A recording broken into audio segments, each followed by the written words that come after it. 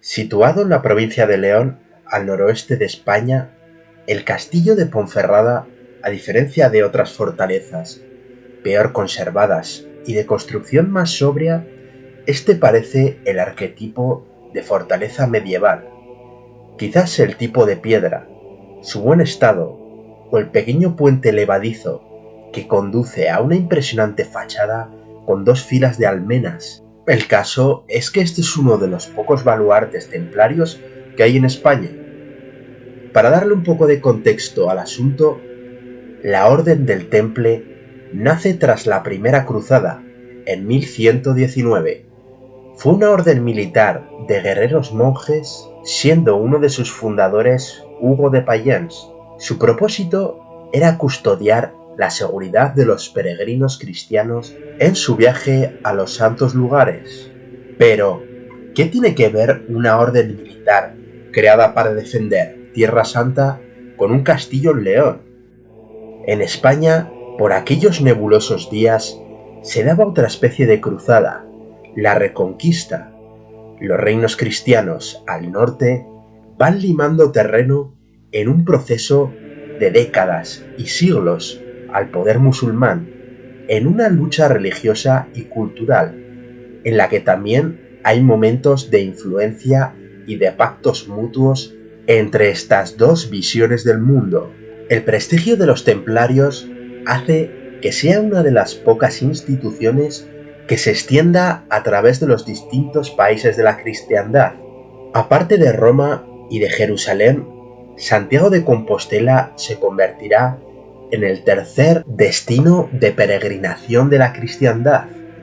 Es por esto que el castillo de Ponferrada y los monjes guerreros que habitaban en él ofrecían la protección a los viajeros, ya que muchos buscavidas, pícaros y ladrones aguardaban al acecho para poder saquear y, si las cosas se ponían mal, incluso para dejar en el sitio a los piadosos viajeros. En 1178, Fernando II de León les autoriza crear una encomienda en Ponferrada. Al parecer, esta se levantó sobre un antiguo castro celta y luego uno romano. Con el paso del tiempo, el tamaño de las construcciones va en aumento.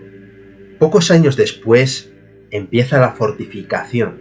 Lo cierto es que solo una parte de lo que vemos hoy día pertenece a la época templaria, sobre todo en la fachada norte, desde donde se puede contemplar las vistas del río Sil.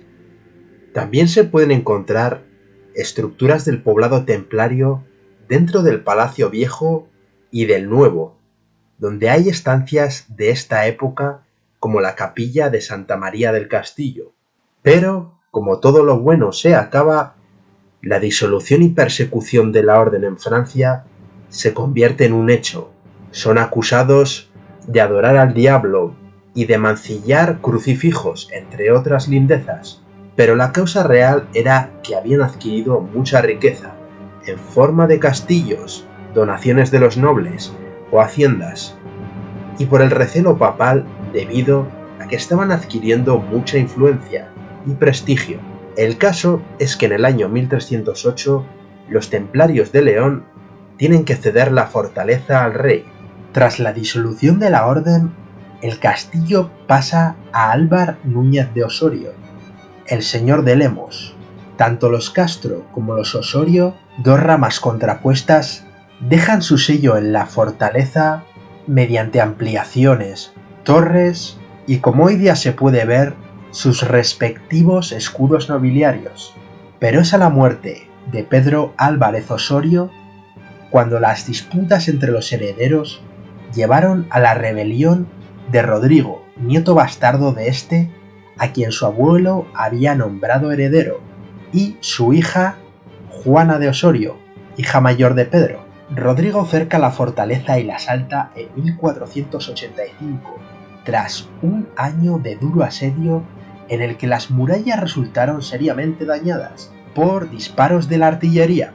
Pero esto iba en contra de la idea de Estado centralizado y más administrativo que pusiera a raya a los señores díscolos, llevada a cabo por los reyes católicos. Y es así que envían una mesnada, quedando Ponferrada en manos de la corona. Los monarcas entregan la fortaleza al marido de Juana Osorio, que sería el primer marqués de Villafranca del Bierzo. En la época del señor de Lemos se construye la Torre de los Caracoles. Tiene forma de cubo con dos torrecillas almenadas que dan nombre a dicha construcción. La protección del paso de esta torre era de vital importancia, ya que desde ella se accede a la Ronda Baja y con ello al interior de la plaza principal del castillo. Sin embargo, no todo era tan fácil, ya que, como he dicho antes, existía un puente levadizo, y entre las almenas de las murallas hoy todavía se distinguen las saeteras. Estas eran huecos estrechos que servían para disparar flechas al enemigo desde el resguardo de los muros.